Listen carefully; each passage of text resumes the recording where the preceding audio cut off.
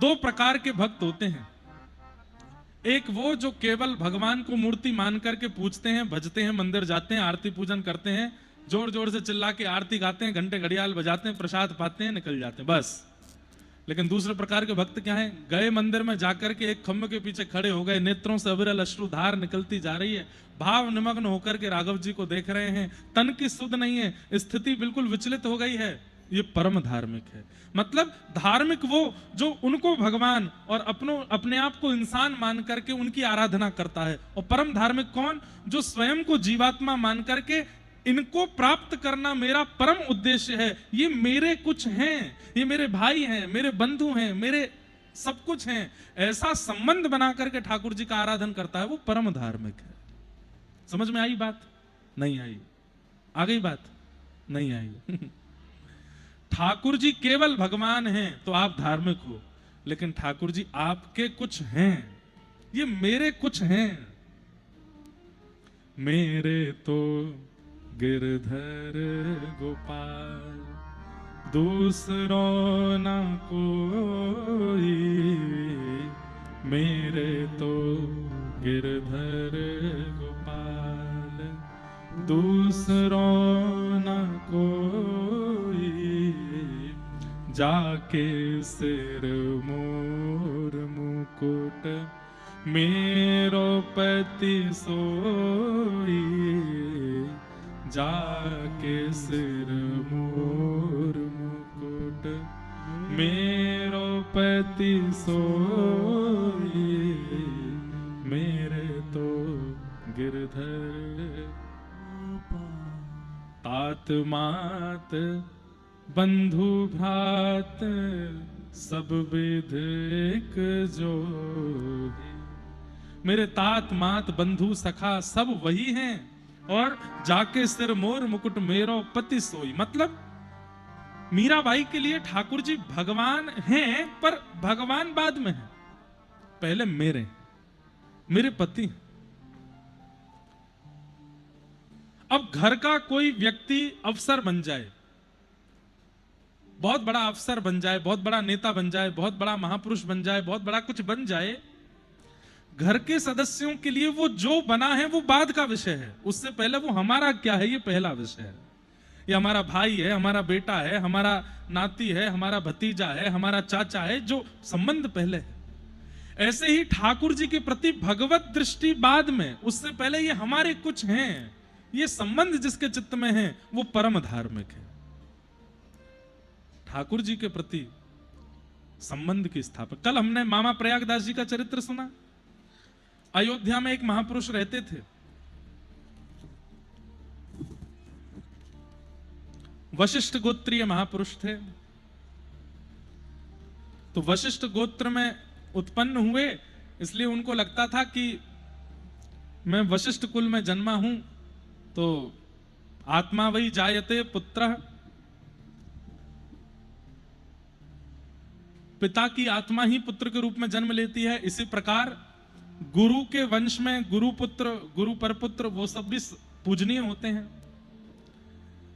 तो वशिष्ठ कुल में जन्मे थे, इसलिए अपने आप को राम जी का गुरु ही मानते थे। कलयुग में दुनिया जाकर के कनक बिहारी जी को हाथ जोड़ के प्रणाम करती थी, और वे मंदिर में जाकर के दोनों भुजा उठा के आशीर्वाद देते थे, सदा आनंद में रहो राघव, सदा प्रसन्न रहो।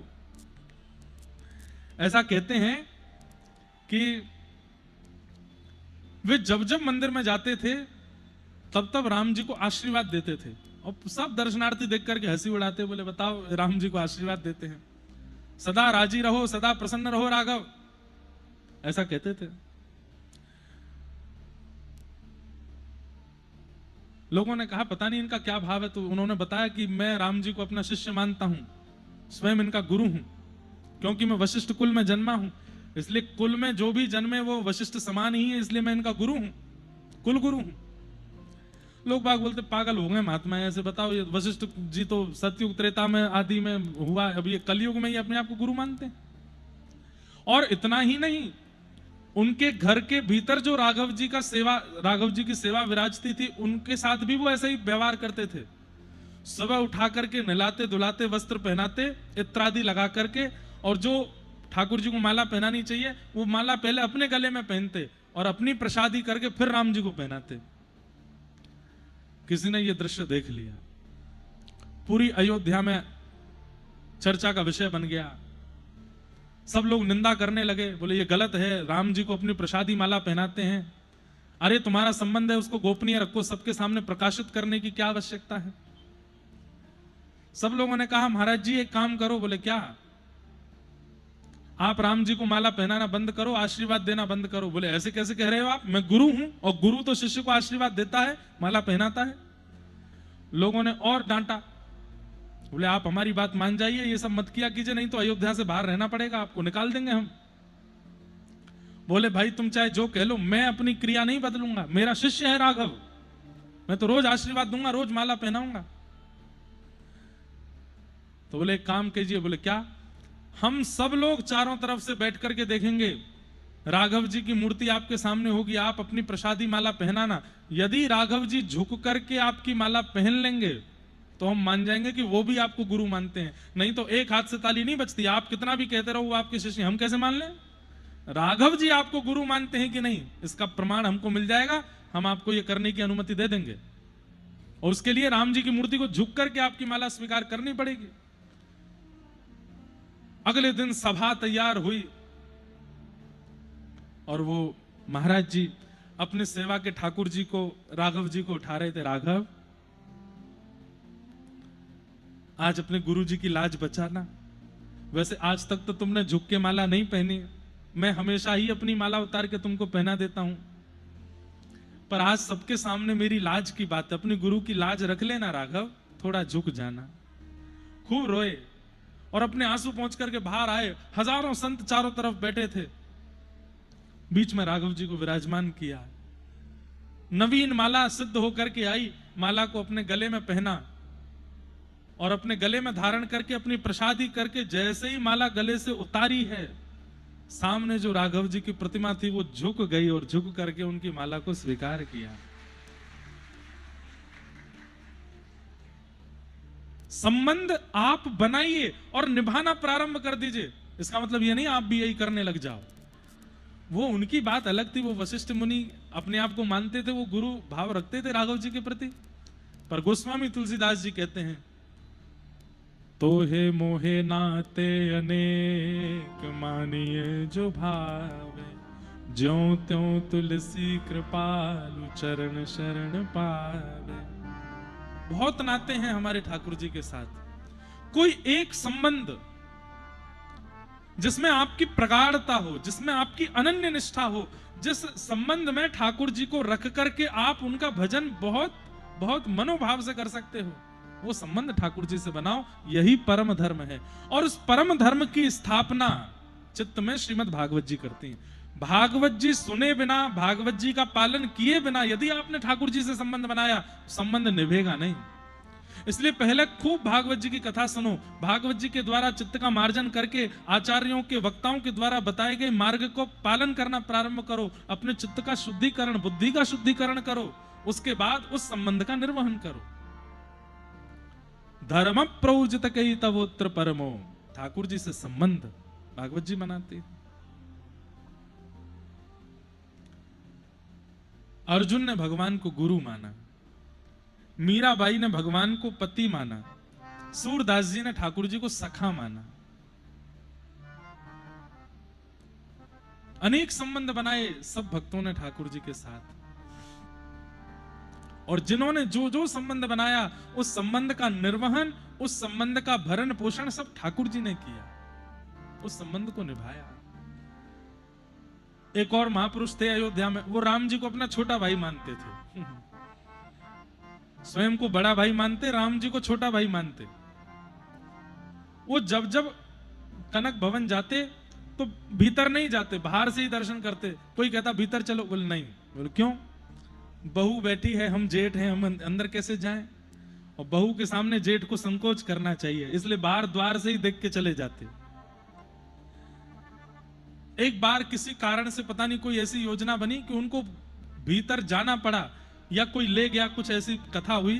तो जैसे ही वो भीतर गए, इतने संकोच में थे कि जानकी जी बैठी हैं, मैं जेठ हूं और वो घूंघट भी नहीं है और मुझे बड़ा संकोच हो रहा है सामने जाने में। लेकिन जैसे ही वो भीतर गए, अंदर पहुंचे, तो अपने आप कनक भवन में जानकी जी की तरफ का जो दरवाजा था वो अपने आप फिर गया, मानो जानकी जी ने घूंघट कर लिया कि इनको संकोच ना हो, ये अपने ये संकोच में कहीं दर्शन ना छोड़ दें।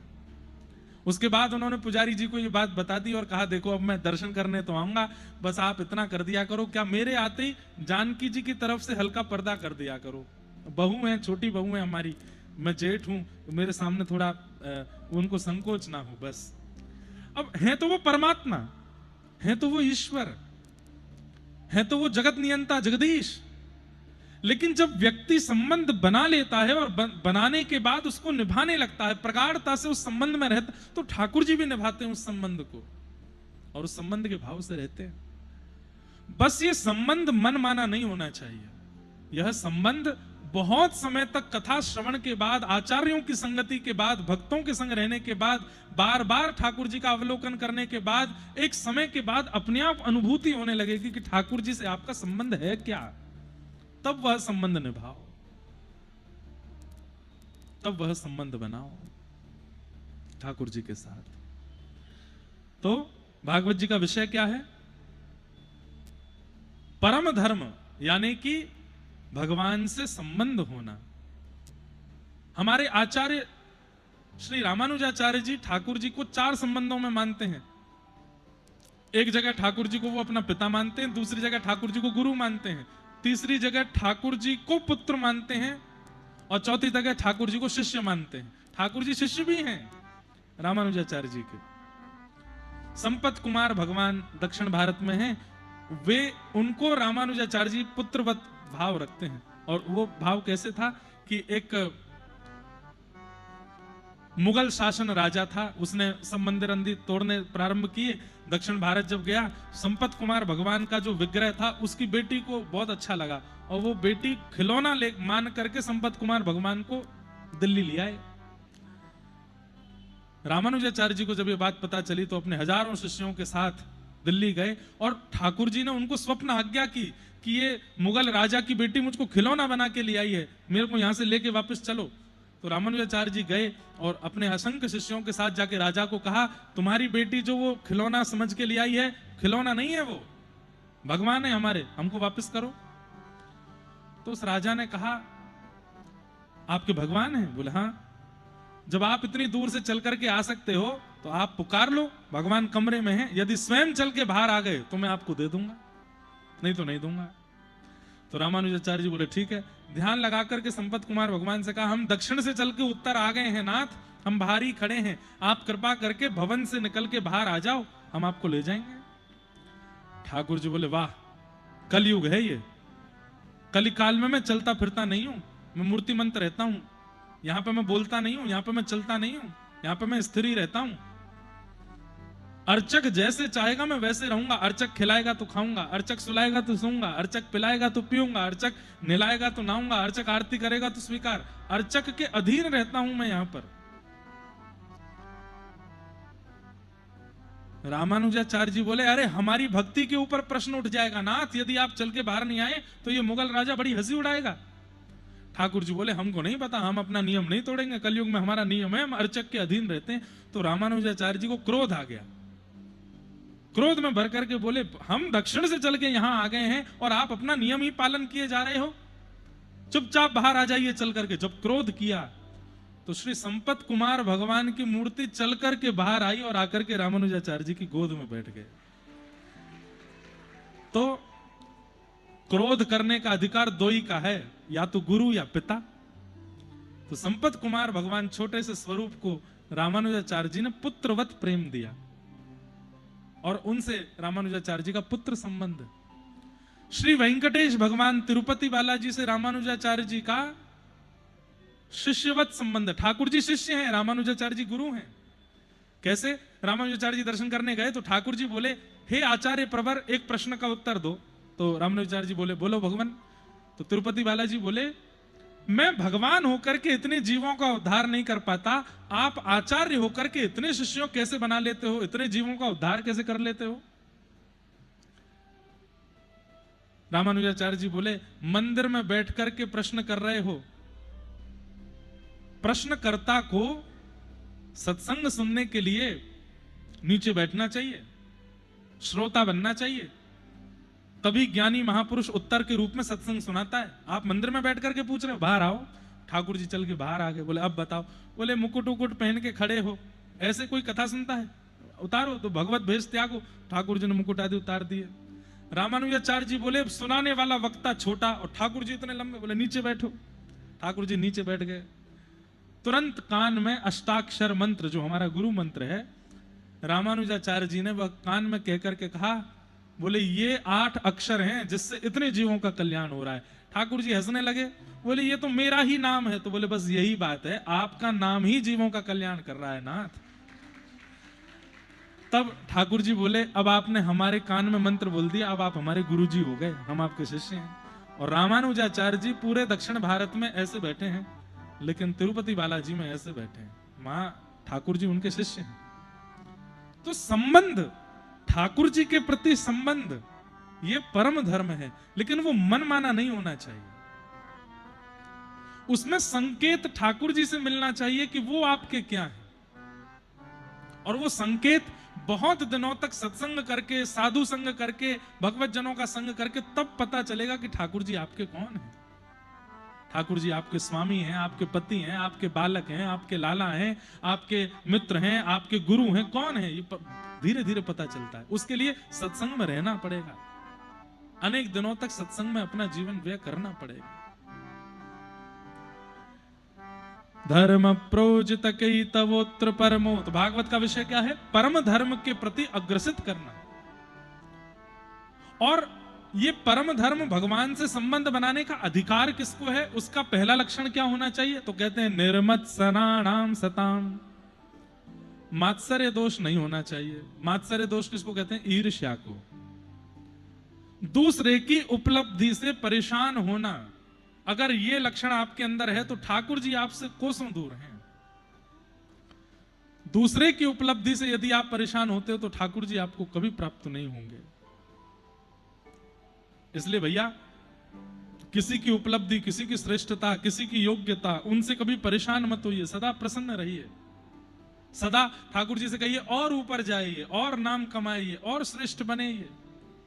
तनिक से भी ईर्ष्या यदि किसी व्यक्ति के प्रति आपके चित्त में होती है तो ठाकुर जी दूर हो जाते हैं। निर्मत्सराणाम सताम वैद्यम वास्तवमत्र वस्तु शिवदम, अगर आपने मात्सर्य दोष का त्याग कर दिया, परम धर्म का मार्ग अपना लिया, तो कैसा संबंध बनेगा आपका? बोले शिवदम, ठाकुर जी से कल्याणकारी शिवदम संबंध बनेगा। ठाकुर जी निभाएंगे। प्रयागराज के पास में एक सेठ जी रहते थे, उनके कोई संतान नहीं थी। अपने घर में ठाकुर जी की सेवा ले आए, और दोनों जब थोड़े वृद्ध हो गए तो उन्होंने ठाकुर जी को अपना पुत्र मान लिया, और श्री कुंज बिहारी लाल उनका नाम रखा। पूरे दिन वो दोनों दंपति कहते कुंजो बेटा, क्या नाम है? कुंजो बेटा, कुंजो बेटा, कुंजो बेटा कहकर के पुकारते कुंज बिहारी जी को। गांव के लोगों ने जाकर के समझाया, बोले कि भैया इतना बड़ा तुम्हारा भवन है, इतनी संपत्ति है, इसको किसी के नाम कर जाओ। बोले कर दिया। बोले किसके? बोले कुंजो बेटा के नाम कर दिया। बोले कौन है कुंजो बेटा? बोले हमारे कुंज बिहारी जो है यही है कुंजो बेटा। तो गांव के लोग हंसने लगे, बोले भैया ये कोई बात थोड़ी है, आप ठीक है आपकी भावना से आप ठाकुर जी को अपना पुत्र मानते हो, पर ये थोड़ी मतलब होता है कि सारी जो संतान के साथ गतिविधि होती है सब आप इनके साथ करो। तो बोले क्या बुराई है, हम तो कर सकते हैं। तो एक ने हंस करके कहा, अच्छा तो ये आपके पुत्र हैं? बोले हाँ। अपनी संपत्ति इनके नाम कर दी? बोले हाँ। तो फिर पुत्र को भी धर्म निभाना चाहिए? तो बोले वो निभाएंगे। तो फिर आपकी मृत्यु हो जाएगी तो अंतिम संस्कार करने आएंगे ये? दोनों सेठ जी और सेठानी जी थोड़े से रुके, ठाकुर जी की ओर देखा, थोड़ा मन में घबराहट हुई, बोले अब ये कैसे हम बोले। लेकिन सेठ जी ने विश्वास करके ठाकुर जी की ओर देख के बोला, हाँ यही आएंगे हमारा अंतिम संस्कार करने।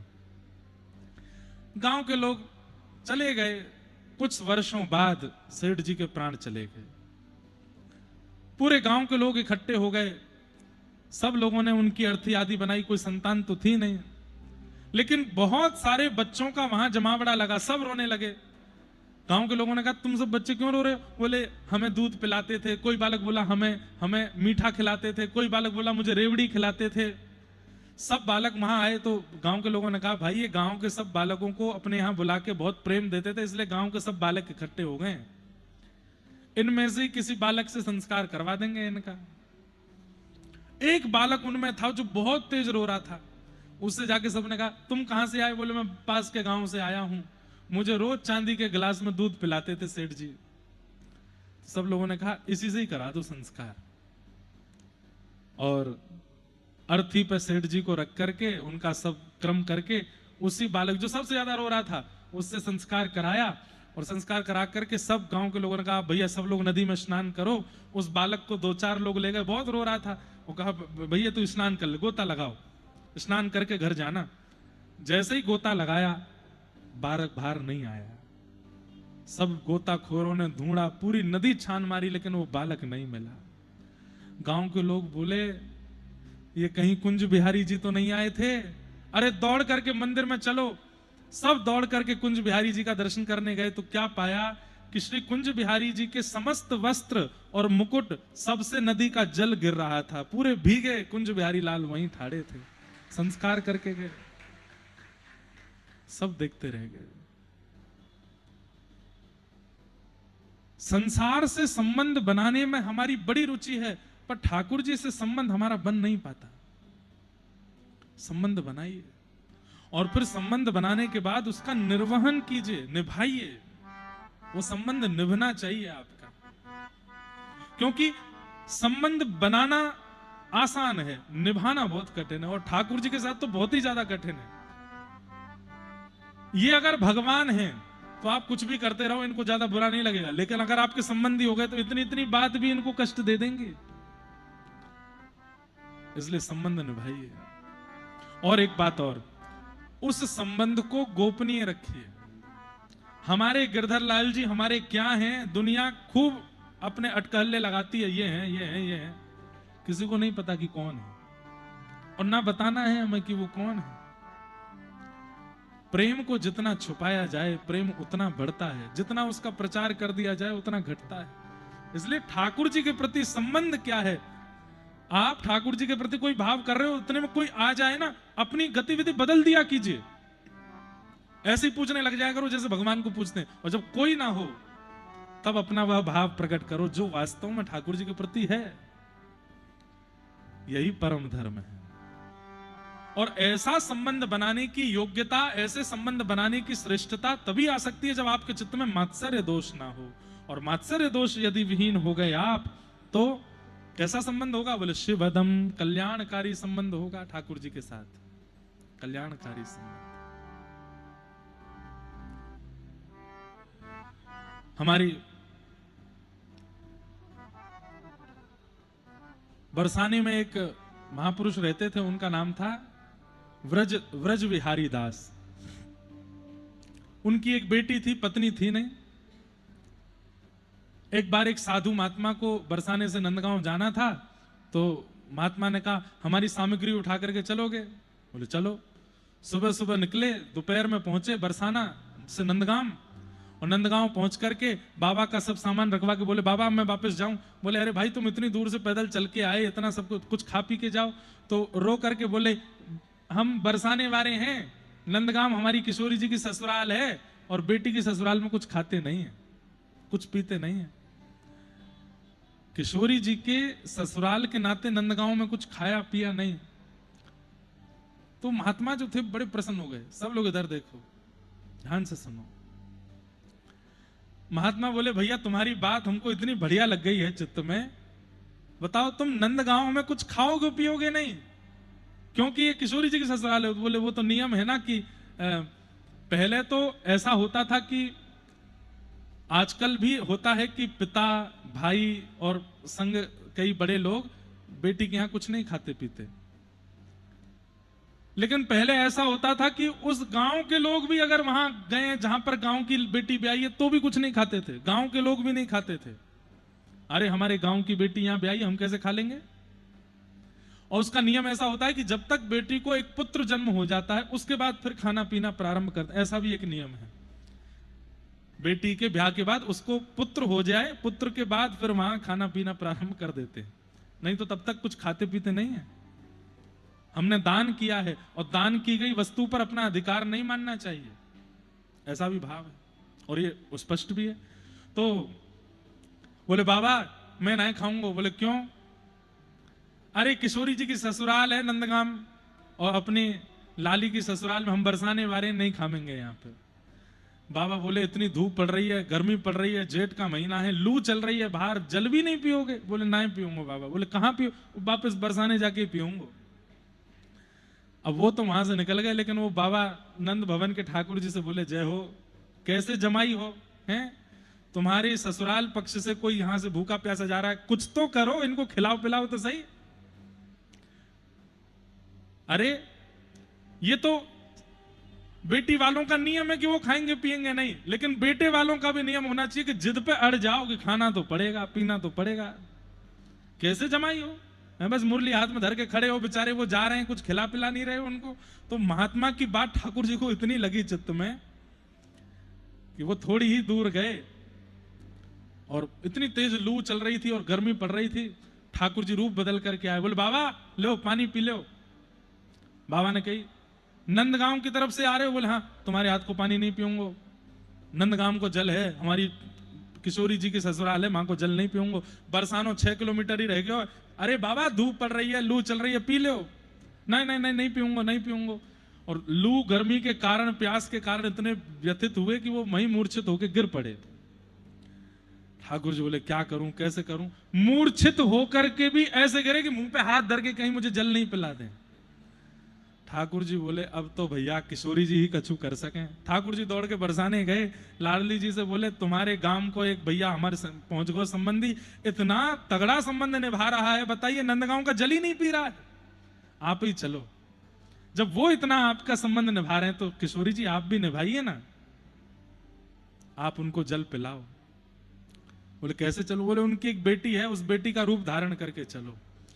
और उस महापुरुष की बेटी का रूप धारण करके श्री किशोरी जी आई और किशोरी जी ने आकर के बेटी के सर बाबा, अरे बाबा कहाँ है को?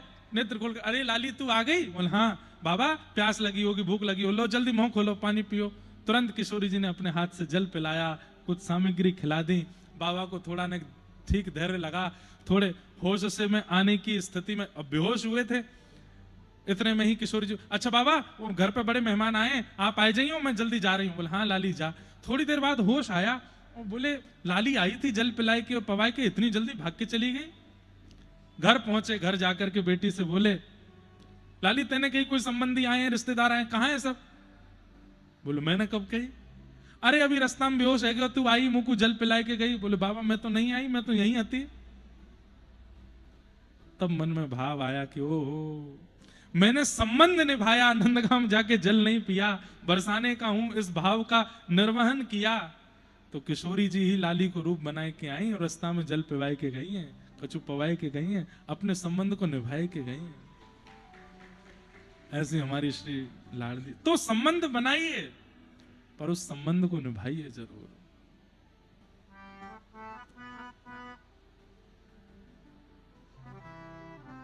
आहा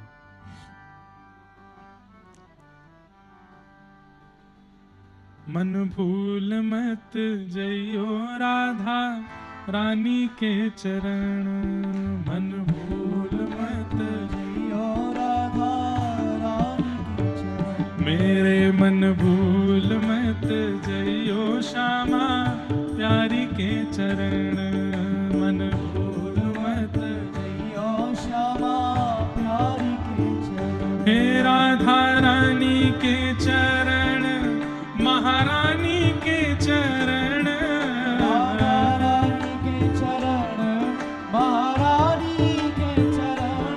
श्यामा प्यारी के चरण, महारानी के चरण, श्यामा प्यारी के चरण, महारानी के चरण। मेरे मन भूल मत जइयो राधा रानी के चरण,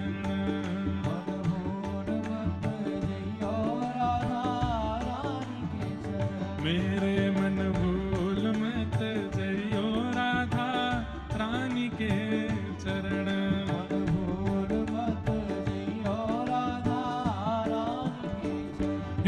वृषभानु की किशोरी सुनी गैया होते भोरी।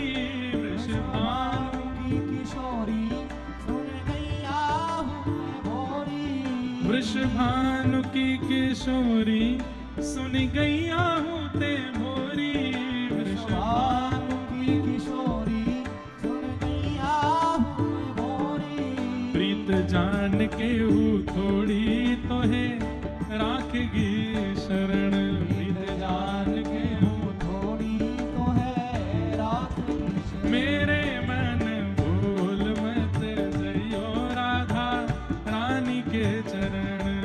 मन भूल मत जइयो राधा श्री राधा रानी की। जय हो।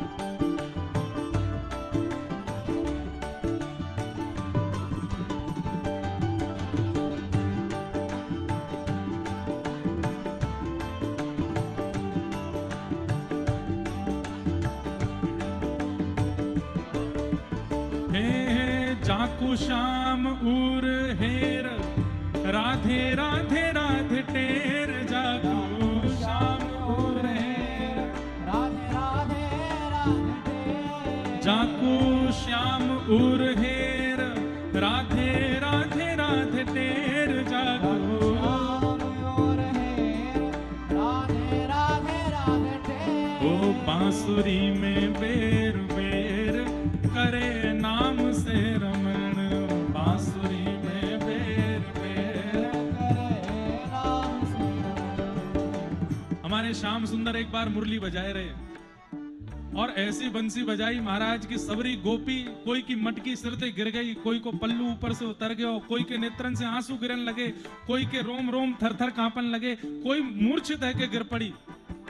और जैसी बंसी बंद भई सब गोपी बोली हे श्याम सुंदर ऐसी बंसी मत बजाया करो। ठाकुर जी बोले मैं तो बजाऊंगा तुम चाहे जो करो। सब गोपी ने जाके किशोरी जी से शिकायत करी, बोले ऐसी बंसी बजा में हमारी मटकी फूट जाए, हमारी तन की स्थिति ऐसी है जाए, कोई भोजन ना बन पावे, कोई काम ना है पावे, आप श्याम सुंदर को ने समझाओ। ठाकुर जी बोले रुको। किशोरी जी बोली मैं कछु करूं। एक दिन किशोरी जी घूंघट करके श्याम सुंदर के सन्मुख आई। ठाकुर जी बोले अरे ये कौन सी नई नवेली आई है गोपी। सबरी गोपी बोली आई है बस। तो बोले कहा करना पड़ेगा या को मुंह तो दिखाओ। गोपियां बोली आपकी वंशी में बड़ी सामर्थ्य है ना, हमारी मटकी गिर जाए, हमारे सिर पे पल्लू उठ जाए, हमारे रोम रोम नृत्य करन लगे, नेत्रन से आंसू गिरन लगे, मूर्छा अवस्था आ जाए, आपकी वंशी में यदि सामर्थ्य हो तो ऐसी तान बजाओ कि इनको घूंघट ऊपर रह जाए। ठाकुर जी बोले देख लो। बोले देख लियो बजाओ। ठाकुर जी ने खूब उमड़ घुमड़ करके बंसी बजाई, लेकिन किशोरी जी यूं ही ठाड़ी रही। अंत में हार के ठाकुर जी बोले भैया जे कोई मट्टी को मथोना है का। अरे मैंने ऐसी बंसी बजाई दे कि आकाश में देवता प्रकट है गए, ब्रह्मादि देवता नृत्य करन लगे, ये चारों तरफ चारों दिशा संपूर्ण ब्रह्मांड नृत्य करन लगो। ये कौन है जो मेरी वंशी से नेगो हिल भी नहीं रही है। गोपियां बोली सुनो अब हम घूंघट उठा रही हैं और इनको देखवे के बाद वंशी बजाइयो। फिर देखा कैसी तान निकले। जैसे ही घूंघट ऊपर की हो बोलो वृषभानु दुलारी की। आहा ऐसी रूप झांकी, ऐसा मधुर मुख देख करके गोपियां बोली अब बंशी बजाओ। जब देखी वृषभानु जा हिय विच उठी हुक, पर वंशी रह गई हाथ में फिर न लागी फूंक। फूंक मारते रह गए ठाकुर जी लेकिन वंशी बजी नहीं। ऐसी हमारी किशोरी जी हैं। तब से आज तक किशोरी जी घूंघट में ही बैठी हैं वृंदावन में। क्यों? अगर घूंघट उठा ली हो तो इनकी बंसी नहीं बजेगी। फिर ये जा वंशी से सब पर कृपा करें, सब पर अनुग्रह करें। ठाकुर जी ऐसे क्यों खड़े हैं? ऐसे ठाकुर जी कृपा करते हैं अपने दर्शनार्थियों पर वंशी की धुन से। और कहीं बगल में बैठी किशोरी जी ने घूंघट ऊपर कर लियो तो ठाकुर जी ऐसे की जगह यूं ही ठाड़े रह जाएंगे उनको ही निहारते रहेंगे। इसलिए हमारे राधा वल्लभ, राधा रमण, राधा दामोदर, बिहारी जी, सब जगह देखोगे किशोरी जी बगल में बैठी हैं पर घूंघट में बैठी हैं, प्रत्यक्ष दर्शन नहीं है, ताकि श्याम सुंदर सब पे कृपा कर सकें। नहीं तो इनकी रूप माधुरी देख के वंशी नहीं बचती है तो कृपा क्या होगी किसी के ऊपर। ऐसी हमारी वृषभानु ने नंदनी है। ओ जाकू श्याम उर हेर, राधे राधे राधे टेर, जाकू श्याम उर हेर, राधे राधे राधे टेर, जाकू श्याम उर हेर, राधे राधे राधे टेर, श्याम और हेर, राधे राधे राधे टेर, बांसुरी में बेर बेर करे नाम से रमण, बांसुरी में बेर बेर करे नाम से रमण। मेरे मन भूल मत जइयो राधा रानी के चरण, मन भूल मत जइयो राधा रानी के चरण। तेरे मन मत वारे छोड़ दुनिया के द्वारे, रे मन मत वारे छोड़ दुनिया के द्वारे, तेरे मन मत वारे छोड़ दुनिया के द्वारे, मन मत वारे छोड़ दुनिया के द्वारे, राधा नाम के सहारे। आहा, लेखक कह रहे हैं रे मन मत वारे छोड़ दुनिया के द्वारे, दुनिया में भटकनो बंद कर मन। तो बोले दुनिया छोड़ के जाएं कहां? राधा नाम के सहारे, राधा नाम के सहारे, राधा नाम के सहारे, राधा नाम के सहारे, ओ कर जीवन मरण, राधा नाम के सहारे कर जीवन, राधा नाम के सहारे कर जीवन मरण, राधा नाम के सहारे कर जीवन मरण। ए मन भूल मत जइयो राधा रानी के चरण, भूल मत जइयो राधा रानी के हे राधा रानी के चरण, महारानी के चरण, राधा रानी के चरण, महारानी के चरण, राधा रानी के चरण, महारानी के चरण, राधा रानी के चरण, महारानी के चरण। मेरे मन भूल मत जइयो राधा रानी के चरण, भूल मत जइयो राधा रानी के चरण। मन भूल मत जइयो राधा रानी के चरण। मन भूल मत जइयो राधा रानी के चरण। ओ जय राधे राधे, जय राधे राधे, श्री राधे राधे, जय राधे राधे, जय राधे राधे, श्री राधे राधे।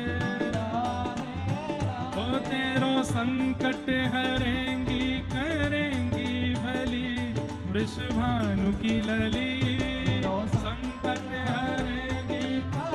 आओ तेरो संकट हरेंगी करेंगी भली, वृषभानु की लली।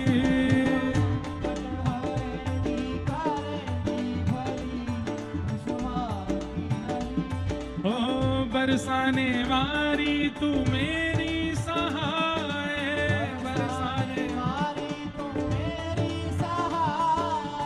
बरसाने वारी तू मेरी सहाय, हाँ दीन दुखिन को निज दर्श कराए,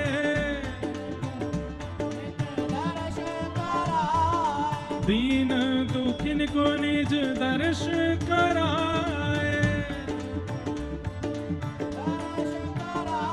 यहाँ मोकु भी जानो वृषभानु की लली। पूर्ण जानो तो दीन दुखी वृषभानु की लली। ओ तेरो संकट हरेंगी करेंगी भली वृषभानु की लली। तेरो संकट हरेंगी करेंगी भली वृषभानु की लली। ओ तेरो संकट हरेंगी करेंगी भली वृषभानु की लली। तेरो संकट हरेंगी करेंगी भली वृषभानु की लली। ओ तेरो संकट हरेंगी करेंगी भली वृषभानु की लली। तेरो संकट हरेंगी करेंगी भली वृषभानु की लली। हाँ तेरो संकट हरेंगी करेंगी भली वृषभानु की लली। संकट हरेंगी जय जय श्री राम, जय जय राधे जय जय श्री राम।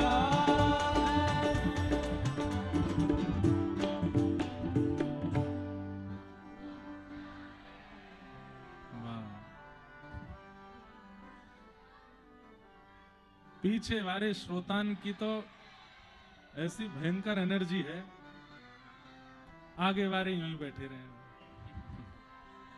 लेकिन बढ़िया है, बैठ जाओ रे बालकों।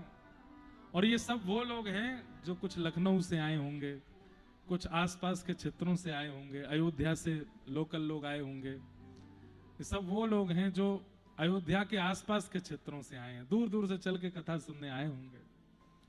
अच्छा है, ऐसा उत्साह। देखो, भगवत मिलन में नियम बहुत जरूरी है, साधन बहुत जरूरी है, नाम जप बहुत जरूरी है, गुरु कृपा बहुत जरूरी है, पर इन सब में उत्साह बहुत जरूरी है। हमारा उत्साह संसार के विषय में बहुत जल्दी हो जाता है। संसारिक विषयों में उत्साह बहुत जल्दी। अभी बैंड बाजा बजा दो, किसी घर के बालक को दुल्हा बना दो, तो जिन पर नाचना नहीं आता वो भी नाचते हैं। उल्टे सीधे हाथ पैर लगाएंगे वो भी नाचते हैं। सबसे ज्यादा जो नाचने की वीडियो वायरल होती है वो शादी में उल्टा सीधा नाचने वालों की होती है। नाचना ही नहीं आता फिर भी नाच रहे हैं। लेकिन ठाकुर जी के कीर्तन भजन में यहां पर नृत्य करना आवश्यक नहीं है, पर करो तब जब बिल्कुल ऐसा हो जाए कि अब रुका नहीं जावे, तो बस नृत्य करो। भगवान स्वयं कहते हैं, वाक् गदगदा द्रवते यस्य चित्तम रुदत्य भिक्षणम हसति क्वचित् च विलज्ज उद्गायत नृत्यते च मद्भक्ति युक्तो भुवनम पुनातो। वाक् गदगदा, बोले मेरे भक्त का लक्षण, पहला लक्षण क्या है? उसकी वाणी गदगद रहती है, नेत्र सजल रहते हैं। रुदत्य भिक्षणम हसति क्वचित् च, कभी भी रोने लग जाए, कभी भी हंसने लग जाए। विलज्ज उद्गायत नृत्यते च, निर्लज्ज होकर के कि आगे वाले क्या सोचेंगे, बगल वाले क्या सोचेंगे, बस नृत्य करे और गाने लग जाए। विलज्ज उद्गायत नृत्यते च मद्भक्ति युक्तो, वो मेरा भक्त है। ये भगवान का परिचय तो बहुत जगह दिया गया। किसी ने कहा आपके भक्त का परिचय क्या है, तो भगवान बोले मैं खुद बता रहा हूं। तब भगवान ने ये श्लोक कहा, मद्भक्ति युक्तो भुवनम पुनातो, वो मेरा भक्त है।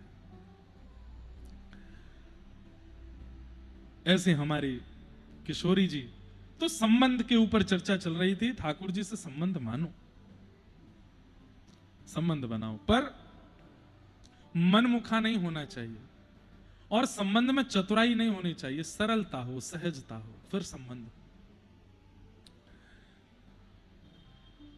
निगम कल्प तरोर गलितम फलम सुख मुखादमृत द्रव संयुतम पिबत भागवतम रसमालयम मुहुरहो रसिका भुवि भावुका।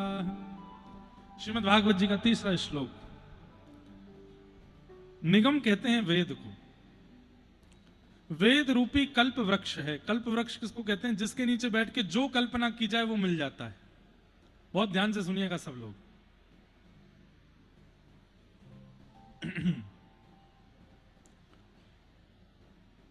कल्प वृक्ष वो जिसके नीचे बैठ के जो मांगा जाए वो मिल जाता है। और ये कल्प वृक्ष स्वर्ग में है। स्वर्ग में अगर किसी व्यक्ति की इच्छा हो जाती है कि मुझे 56 भोग खाने हैं, तो रसोईया की जरूरत नहीं होती, 56 भोग अपने आप प्रकट हो जाते हैं, खा लो। 56 भोग खाते खाते इच्छा हो जाए कि परोसने वाले प्रकट हो जाएं तो वो भी प्रकट हो जाएंगे। और मन में आ जाए इतना स्वादिष्ट है, मेरा पेट ही ना भरे तो पेट भरेगा ही नहीं, खाते रहो। लेकिन खाते खाते कहीं मन में यह भाव आ गया कि मैं इतना खा रहा हूं, कहीं देवता मुझे मारेंगे तो नहीं, तो डंडा लेके देवता प्रकट होंगे, मारने लग जाएंगे। क्यों? कल्प वृक्ष है, जो कल्पना करोगे वो वहां पूरी हो जाती है। लेकिन श्रीमद् भागवत क्या है? वो दे निगम कल्प तरोर गलितम फलम। यहां आप आकर के बैठते हैं और फिर आपके लिए इच्छा ठाकुर जी प्रकट करते हैं कि इसको ये देना चाहिए, वो पीछे बैठा उसको वो मिलना चाहिए, ये बगल में बैठा इसको ये मिलना चाहिए, ये कुर्सी पे बैठा है सो रहा है इसको ये मिलना चाहिए। यहां पर आपके लिए अनुकूल इच्छा ठाकुर जी प्रकट करते हैं। इसलिए निगम कल्प तरोर गलितम फल, ये कल्प वृक्ष तो है, कथा का पंडाल, कथा का स्थान, पर यहां आप कल्पना नहीं करते, ठाकुर जी आपके लिए कल्पना करते हैं। और ठाकुर जी जरूरी नहीं है वही कल्पना करें जो आप चाहते हैं, ठाकुर जी वो कल्पना करते हैं जो आपके लिए जरूरी है। दो प्रकार की बातें होती हैं, एक वो वस्तु जो हमें चाहिए, एक वो वस्तु जो हमारे लिए जरूरी है। हमें ठंडा पीने को चाहिए, इच्छा हो रही है ठंडा पीने की, लेकिन जरूरी हमारे लिए क्या है? दूध, दुग्ध, गैया का दूध। जरूरी वस्तु अलग होती है और चाहिए वस्तु अलग होती है। श्रीमद् भागवत का पंडाल एक ऐसा कल्प वृक्ष है, यहां पर आपको क्या चाहिए वो नहीं मिलेगा, जो आपके लिए जरूरी है वो मिलेगा। और जरूरतों में कई बार ठोकर भी होती है, जरूरतों में कई बार निराशा भी होती है, जरूरत में कई बार फेलियर भी होता है। एक बहुत बढ़िया मेरे मन में कभी कभी प्रसंग आता है। गोस्वामी तुलसीदास जी कभी विवाह नहीं करना चाहते थे, उनकी इच्छा नहीं थी कि मैं विवाह करूं। एक ब्राह्मण देवता आते थे कथा में, गोस्वामी जी जब कथा करते थे, और कथा के बाद वो ब्राह्मण देवता गोस्वामी जी को पकड़ लेते, वो बोलते मेरी बेटी बहुत योग्य है, आप उससे ब्याह कर लो। गोस्वामी जी हाथ जोड़ते बोले हमको ये प्रपंच में नहीं पढ़ना है। एक बार गोस्वामी जी ने देखा कि यार ये हर जगह आ जाते हैं, तो फिर गोस्वामी जी ने कह दिया सुनो, अगर महादेव प्रकट होकर के कह देंगे तो तुम्हारी बेटी से हम ब्याह कर लेंगे। उस ब्राह्मण ने महादेव को मनाना प्रारंभ किया, जल चढ़ावे, महादेव की आराधना करे, बिल्वपत्र चढ़ावे, बोले आप गोस्वामी जी को आज्ञा कर दो। और एक दिन महादेव प्रकट हो गए और प्रकट होकर के गोस्वामी जी को आज्ञा कर दी, बोले तुम्हारी कथा में एक ब्राह्मण देवता आते हैं अपनी बेटी का संबंध लेके, बोले हाँ उनकी बेटी से ब्याह करो। तो गोस्वामी जी को मन में भाव था कि महादेव अगर आज्ञा कर रहे हैं तो मतलब है कि उन ब्राह्मण की बेटी मेरे जीवन में आएगी, तो वह बेटी के आने से मेरी भक्ति और बढ़ेगी, महादेव की आज्ञा। लेकिन महादेव जानते हैं गोस्वामी जी को जब तक थोड़ी सी ठोकर नहीं लगेगी तब तक राम जी नहीं मिलेंगे, और वो ठोकर ब्याह के बाद ही लगवानी है। महादेव ने आज्ञा की थी, फिर तो जो व्यक्ति जीवन में आ रहा है वो अनुकूल होना चाहिए। गोस्वामी जी की पत्नी प्रतिकूल नहीं थी, लेकिन लीला सब जानते हैं। ब्याह करने के बाद क्योंकि महादेव की आज्ञा से हुआ था, तो गोस्वामी जी इतना प्रेम करते थे अपनी पत्नी से, कितने वर्षों तक तो मायके ही नहीं जाने, तुम यहीं रहो, हमको दिखती रहा करो, बस तुम्हारा तुम बस सन्मुख रहो, बस उसी से कल्याण। अब इसमें कोई ऐसा नहीं है कि उनके चित्त में कोई सांसारिक व्यवहार था, नहीं, महादेव की आज्ञा से ये मेरे जीवन में आई हैं, इसलिए बस उनके लिए वो प्रसाद है, वो नित्य देखना चाहते हैं। लेकिन एक दिन पत्नी परेशान हुई और रात्रि में घर चली गई,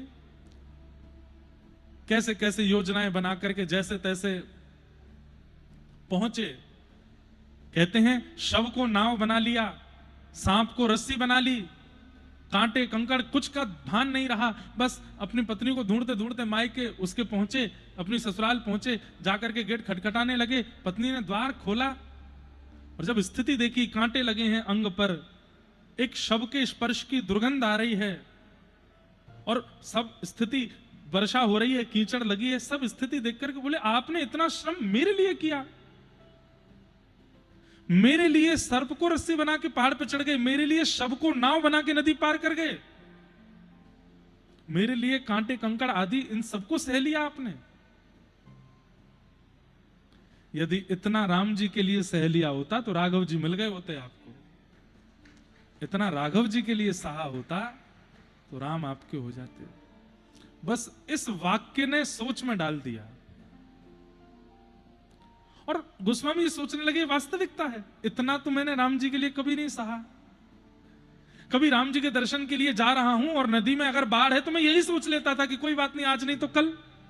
उस समय मैंने शव को तो नहीं पकड़ा था कि नहीं अभी दर्शन करना है। यदि दर्शन करने में बीच में कांटे आ रहे हैं तो हम मार्ग बदलने का प्रयास कर लेते हैं, कांटों के छटने का इंतजार कर लेते हैं। कांटों पर चढ़ करके तो राम जी के दर्शन करने नहीं गया मैं। सामने पर्वत आ गया तो रस्सी की व्यवस्था ढूंढने निकल गया, सर्प को रस्सी तो नहीं बनाया मैंने। जितना व्याकुल में इससे मिलने के लिए हुआ जो कि एक केवल हाड़ मांस का पुतला है, जिसको एक दिन मर जाना है, उसके लिए मैं इतना व्याकुल हो गया। इतना व्याकुल राम जी के लिए सच में नहीं हुआ मैं। हो गया होता तो आज शायद वो भी मिल जाते जैसे ये मिल गई मुझे। तो उसी समय चरण पकड़े, बोले आप मेरी गुरु हैं, क्योंकि जो मुझे आज तक नहीं पता चला, इतनी रचना कर दी, इतना लिख दिया, इतना सब कुछ मैंने साधन करके देख लिया। मैं यही सोचता था कि ऐसी क्या कमी रह रही है कि राम जी मुझे मिल नहीं रहे। आज तुमने मुझे बताया व्याकुलता। मैं ऐसा व्याकुल राम जी के लिए नहीं हुआ, इसलिए नहीं मिले। और बस उसके बाद राम जी का अनुभव होना प्रारंभ हो गया गोस्वामी जी को, और राम जी मिले ही गए। तो अब देखो, महादेव की आज्ञा थी कि ब्याह करो। हम आप सब होते भाई, पंडित जी ने कहा है, उन बड़े लोगों ने कहा है, उनकी आज्ञा है, भाई ब्याह करने के बाद सब मंगल ही मंगल होगा। नहीं, कई बार ठाकुर जी सोच लेते हैं कि यहां ठोकर लगवाना, यहां पर निंदा करवाना, यहां पर अपयश करवाना, यहां पर सामाजिक बहिष्कार करवाना, यहां पर ये रुकावट करवाना इसके लिए आवश्यक है, उससे इसका निर्माण होगा, इसलिए ठाकुर जी वो करते हैं। आप बस उसको स्वीकार करो। अगर गोस्वामी जी ने ब्याह नहीं किया होता तो राम जी मिलते? व्याकुलता की स्थिति में कभी पहुंच पाते? नहीं पहुंच पाते। और वो हुआ, और फिर राम जी मिले। तो श्रीमद् भागवत का, रामायण का, रामचरितमानस का जो ये माहौल है ना, यहां आपकी कल्पना नहीं चलती, यहां ठाकुर जी आपके लिए कल्पना करते हैं। चलो अब इसको बाहर जाके गिरवाना है, नाक में चोट लगेगी, तब उससे ये होगा, उससे ये होगा, फिर इतने साल बाद जाकर के इसके मन में एक इच्छा प्रकट होगी, उससे ये मेरा भजन करेगा।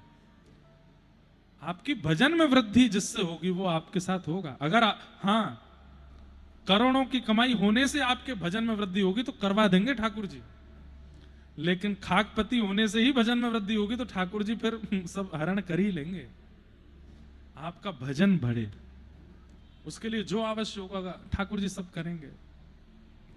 स्वयं को कठपुतली मान लीजिए, मैं अपना कर्म करूंगा, अपनी बुद्धि से निर्वहन करूंगा नाथ, लेकिन मेरे जीवन में कब क्या आवश्यक है वो सब आपके हाथ में है। वही दीजिएगा जिससे आप मेरे रहो, मुझसे दूर मत होइएगा। मैं खिलौना हूं, मुझसे खेल लीजिए, लेकिन याद रहिए सदा मैं ही आपका खिलौना रहूं, कोई और आपको प्रिय ना लग जाए।